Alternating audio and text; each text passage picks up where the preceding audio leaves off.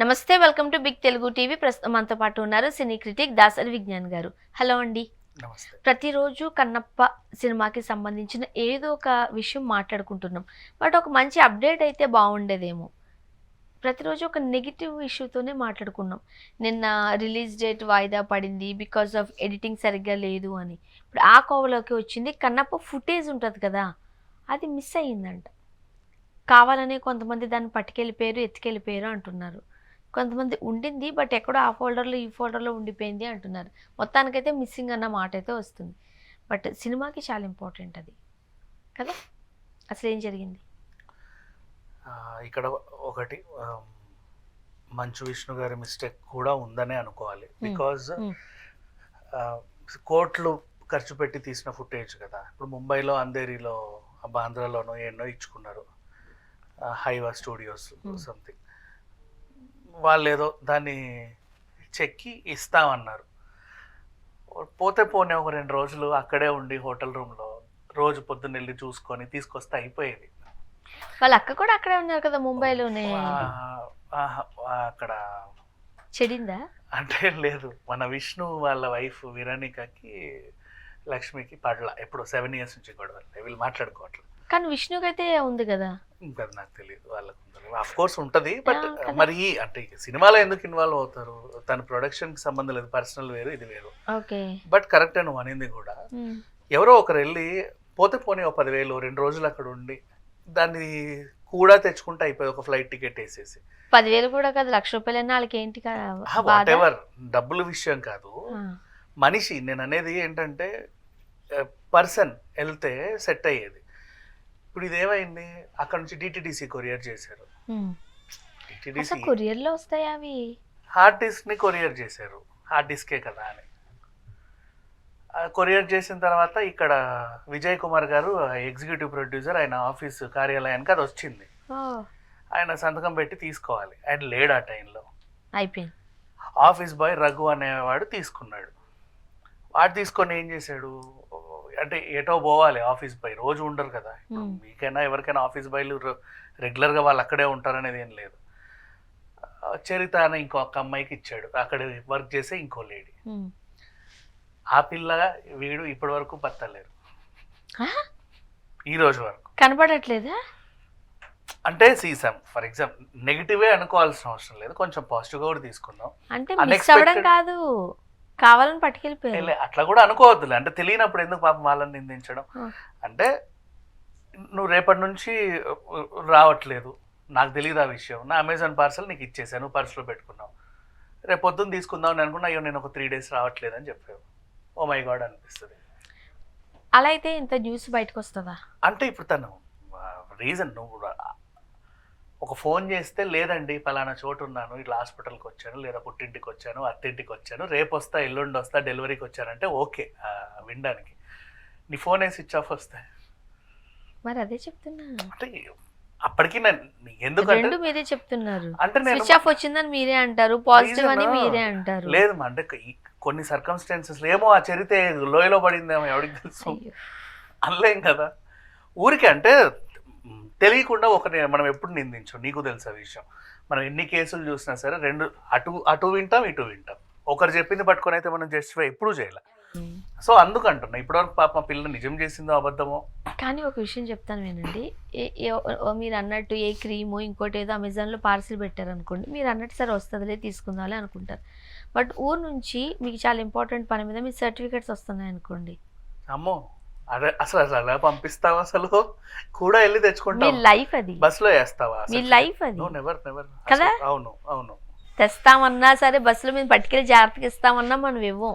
నేను డబ్బులతో కూడా కంపేర్ చేయలేదు. అందుకే సర్టిఫికెట్స్ మీ లైఫ్ అది, అసలు మీరేంటి అనేది చూపించేవే ఆ సర్టిఫికెట్స్, ఆ పేపర్స్. మళ్ళీ అవి అక్కడే మనం అంత జాగ్రత్తగా ఉంటే, ఇన్ని కోట్లు పెట్టి ప్రాణం పెట్టి, డబ్బుల గురించి కూడా పక్కన పెడదాం, ప్రాణం పెట్టి ఆ సినిమా తీసినప్పుడు మనం ఇంకెంత జాగ్రత్తగా ఉంటాం. ఇక్కడ ప్రాబ్లం ఏంటంటే, ఆ వస్తువు దొరికితే చాలు అనేది మైండ్లో ఉంటే ఇట్స్ ఓకే.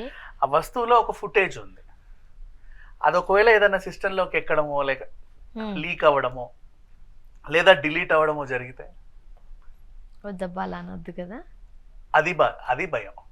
సో వీలైనంత తొందరగా ఆ వస్తువు మా చేతికి రావాలనే వాళ్ళకి పోలీస్ కంప్లైంట్ పెట్టారు.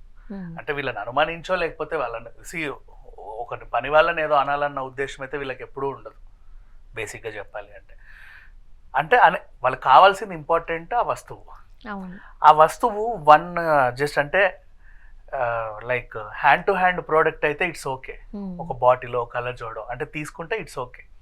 అందులో ఒక ఫుటేజ్ ఉంది, అది ఐదర్ రా కావచ్చు ఆర్ ఎడిటెడ్ కావచ్చు ఆర్ ఇంపార్టెంట్ కావచ్చు. ఒకవేళ ఇప్పుడు మొన్న వాడెవడో ఎడిటింగ్ సరిగ్గా చేయకపోతే ఆ ఫుటేజ్ ఇటు పంపారు. ఒకవేళ వీళ్ళు సరిగ్గా చేయకపోతే సేమ్ అదే ఫుటేజ్ ఇంకో దగ్గర కూడా పంపాలి కదా. నెక్స్ట్ దాని ఇంకో కాపీ ఉందో లేదో ఇట్లాంటివి కొన్ని ఉంటాయి అంశాలు.